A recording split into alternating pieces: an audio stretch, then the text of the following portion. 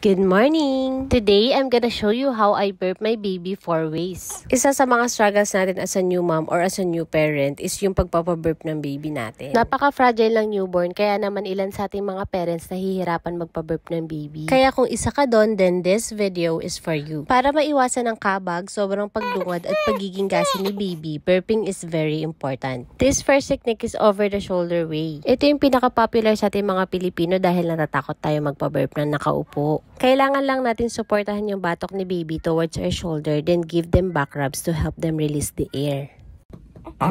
Napaka-satisfying talaga pag napapaburp natin si LO. Wala tayong worries na mag-spit up siya later on. The next technique is very effective sa aming mano poop. Mas komportable pa nga at mas madali para sa akin tong technique na to compare sa over the shoulder. Pero sigurado marami mga new moms na hindi masyadong ginagamit to dahil nga yung mga magulang natin may mga kasabihan na bawal pang iupo yung mga newborn. Dahil sabi nga nila maglalaway daw ng sobra. Pero nag-research naman ako at isa nga to sa mga technique na nare-recommend nila at very effective. This is the lap sitting way. Yes, ito po yung nakaupo. Hindi po ako sa leeg nakahawak kundi sa may panga para masuportahan yung head ni baby.